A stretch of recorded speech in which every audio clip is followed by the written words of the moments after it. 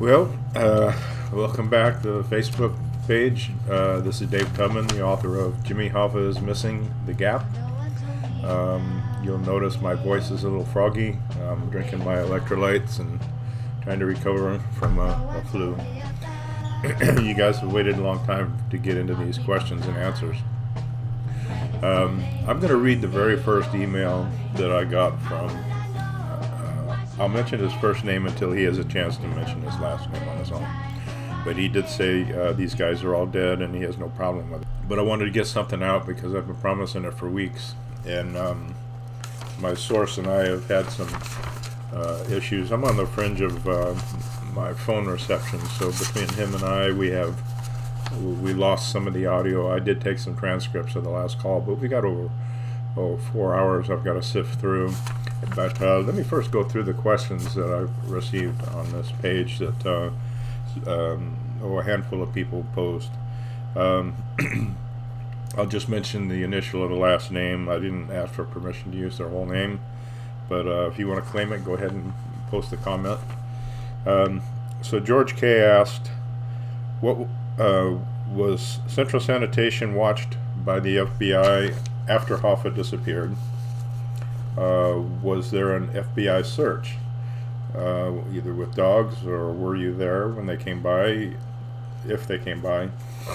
And then what's your opinion? Was the fire due to Hoffa investigation?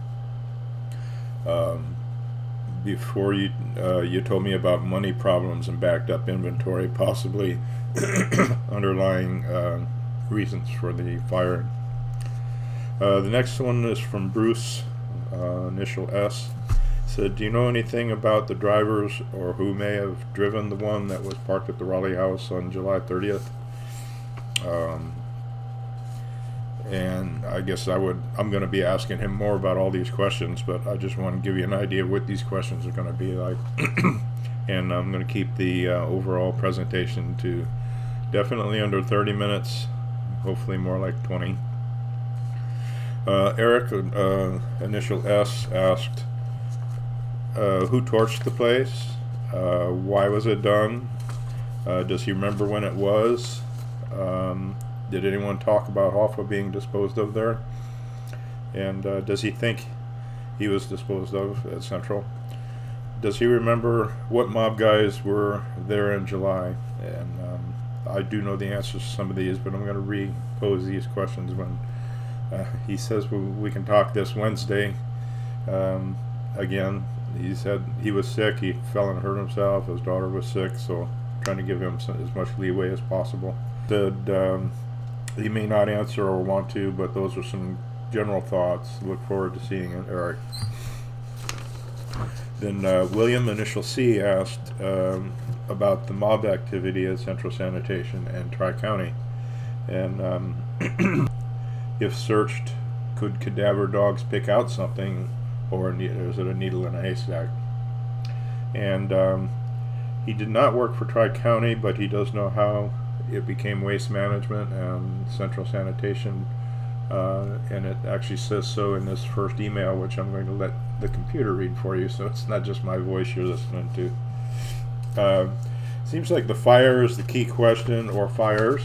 At one point he mentioned there was more than one fire, so we'll clarify that. So this is again William, initial C, asking, were there other fires at Central Sanitation? And then your opinion, why the fire? Was it a distraction to divert the investigation about Hoffa? Hardly seems the mafia would dispose of a body as the place was watched closely. And then Jerry, initial K, asks about the garbage truck at Raleigh House. Was it there before, or was it out of the ordinary to be there? And I have some other questions which I may dig up answers along the way too, but I'm going to pose questions to him from what he knows. He doesn't know everything, and he was not in the mob, but he worked every day with these guys and their sons and relatives, and he went to dinner with them and all that stuff. So he was really close friends. So let me go ahead and let me see if there's other questions here. Okay, I'm going to ask him if he's ever been to Tri-County Sanitation, because it's only 2.5 miles away from Central, and it's up on Mound Road. So my question is going to be more in line with, were they still operating in conjunction with Central Sanitation, even though Central ended up kind of competing with them? I'm going to ask him if he knows who the owners were, and I'll be able to answer some of these questions even if he doesn't know them, because I do have other research besides him. I just wanted everybody to. He's the closest thing to the mob without actually being in the mob that worked at Central Sanitation from day one till the last day. So he's to me he's a treasured source, because if people are saying that it was done there, I'd like to know, if it's possible, for one, and if any known information is available that everybody has not heard before. So back to Tri-County, though, it's at 11449 Mound Road, and if you have a link that I posted months ago, the Google map that shows all the locations, and you can route the map, the route between each location. I included Tri-County just in case we get the idea that they were working along with Central back in those days. So Tri-County, the reason why I wanted to kind of pry that door open more is because, as you probably know, in the 60s and 70s, there were several, 10 bodies or more, that the FBI believes was disposed of at Tri-County, not necessarily Central Sanitation. And that includes a story about Judy Ruggiero. Of course, you probably know the story about her. She was having an affair, and her husband, Antonio Ruggiero, was a big shot mobster in Detroit, and he was violent. But she had that affair at Darby's restaurant during the time when my dad was managing it in 1968. And then ultimately, my dad left Darby's and went elsewhere because of his car being wired, and worked at other restaurants throughout the north area, north of Detroit. So Judy Ruggiero's body was never found. Her car and her car keys and her purse were dumped behind in August of 1968, which was coincidentally 1 month after the place was burnt down. And arson was suspected. 2 men were seen running from the scene with gas cans in their hands and then tore off, I guess, in cars. But the FBI always presumed that the body would never be found. It would have been disposed of, and they even said incinerated at Tri-County. So I'm going to try to ask more questions if he knows. Like I said, I have other sources. If Tri-County even had an incinerator back then, or how they were set up. So let me go ahead and I'm going to let Word Audio read his email. His name is Alan. And you may remember back in April I posted a picture of me and Alan at Steve's Deli on April 19th. We had lunch at Steve's Deli, which is located right behind Andiamo. And we talked about the book. So this first email I got from him was not the first communication. We're both from Oak Park. We went to Oak Park High School, did not know each other. He's 3 years older than I am. He graduated in 1966. And I graduated 3 years later in '69, but we do know some of the same people, and of course we're familiar with Oak Park. He lived on the 8 Mile side of Oak Park, and I lived right at 9 Mile and Coolidge. So we had the same stomping grounds, but we met on the Oak Park, You're From Oak Park website, Facebook page. And also other people from Oak Park were Scott Bernstein. His sister went to Oak Park High School. And he said he lived in Oak Park before he moved. Ronald Roxborough, who was the CEO at Central Sanitation and the owner of record, I guess you might say, he was the officer. This is a little more detail about his position at Central Sanitation from his own words in an email. You'll get to hear him. You'll get to hear his voice, but not right now. Okay, here we go. David, I received and read the book. Well done and thank you so much. I worked for Central Sanitation Services with Nick Maselli, Uncle Pete Vitali's son-in-law, as Nick was married to Fran. I worked with Dominic Corrado, his sons, Peter and Polly, and Jimmy Q. Quasarano. I ran the recycling part of the company. I was great friends with all of them.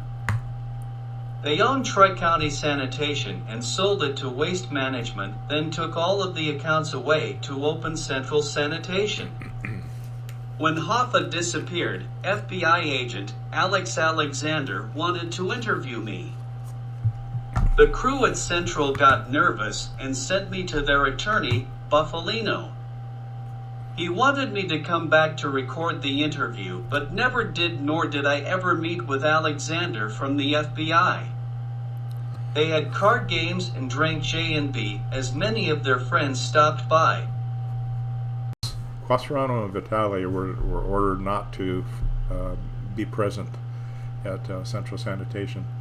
So they had a mock meeting with all the owners, as he said, Quasarano, Corrado, running Roxborough, Vitali. I don't know if the sons were there, but Paul and Polly.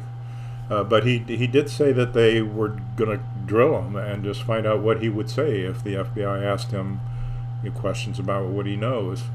So they're all sitting down in the office there, and they said, so does Peter Vitali or Rafael Quasarano ever come here to Central?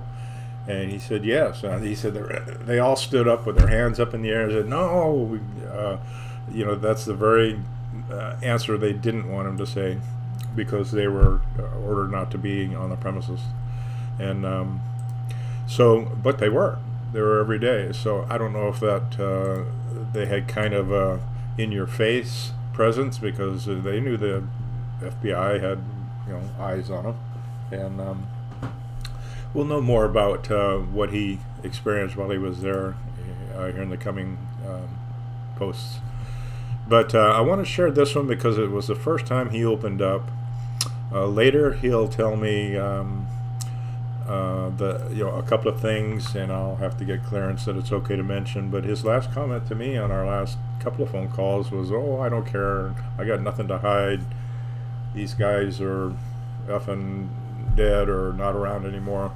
But I don't want to just do it based on that. I want to record him saying he's okay with his full name being known, and if I can share those kind of personal stories that he told me. They are interesting. He knows a lot more about the fire, where it was. He was put in charge of the fire. Now I'm presuming there was more than one fire, because he did mention that one time. He said, well, which fire? And so my only knowledge was about the February 27th of 1976 fire, which I've got newspaper articles and pictures and whatever that destroyed one building and kind of slightly destroyed the other. But he has some personal insight on that. If he wants to share it, I'll let him. I'd like him to. So here we have a guy that I don't know of anybody else that is not in the mob but knows these guys that owned and operated the very place that a lot of people have believed Hoffa's body was taken to.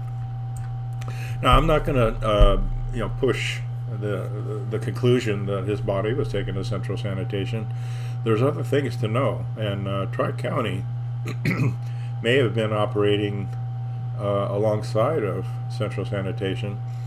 And then, as some of you know, the people that post questions, I went ahead and sent them some information of emails with links to another recycling company, sanitation company that I ran across, that is called Hamtramck recycling and transfer, waste transfer. And lo and behold, they're at 3333 Hamtramck Boulevard, which before they changed the street name to Hamtramck Boulevard was Moran Street. So these apparently are the very same buildings. When I told Alan about it this week, he was really excited. Actually, he said, I didn't know that they picked up where Central left off.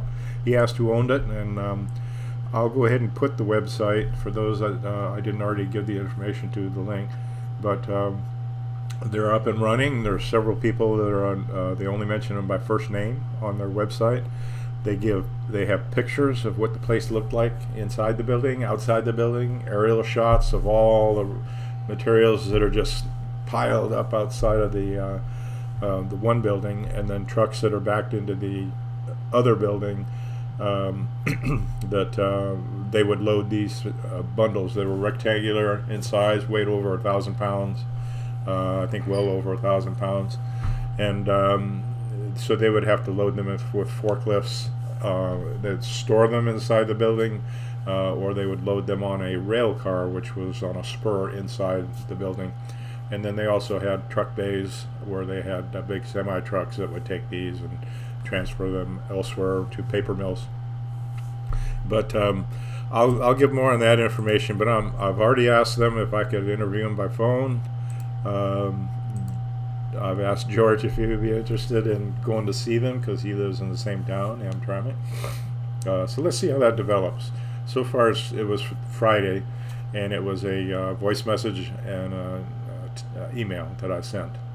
And so I'll stay on it, see what I can find out. I want to find out the comparison. I'm not telling them I'm doing, or I did a book on Hoffa. I just want to find out about, as a recycling facility, maybe the difference between recycling now in 2023 versus way back in 1975. I know they've really fine-tuned the process since then, and I'm not sure they had all those people working a conveyor belt like it shows in their website video. But the pictures are astounding. It shows the compactor. We're not going to call it a shredder or an incinerator because we don't know that for sure. There's cross messages from people. The FBI thinks that Central took out a huge loan to build one when they took over from Tri-County. But I haven't tracked that down. But according to Alan, who worked there and ran the recycling, says no, they had a compactor. But he did tell me that if a body came in, especially if it was severed or not intact, there's a lot of ways that it could slip past anybody, even if they knew to look for it. They dumped the refuse all over the ground and then also inside the building, and then they had to try and pick out things to put into the compactor and create these large cubes, like I said. So anyway, Alan said I could call him this Wednesday. I did send him that information, and I want to get his feedback on how recycling is done at Hamtramck Recycling. And there's a lot of vacant land behind, so when people say, well, the Wayne County Jail or William Dickinson Correction Center was built on top of the Central Sanitation plant, there's a lot of vacant land behind them up to the railroad tracks. And they did load a lot of this material onto trains. So anyway, there's nothing else there besides the Wayne County Jail and these two buildings that are still a recycling plant. So I hope that whets your appetite for this week. I hope I'm not going to get sicker. I'm just going to put this up, and hopefully when I talk to Alan on Wednesday, we'll add to this, plus the hours of, I did record most of it, and I have transcripts. So any answers that he has provided, I'll call him the source. Anything in addition to what he does know. But it's really interesting. This is a kind of a treasure trove of what it was like at Central Sanitation, and if indeed Hoffa's body was taken there. So thank you for joining, and I'll try and get the next segment up here pretty soon, hopefully within the week. Thank you.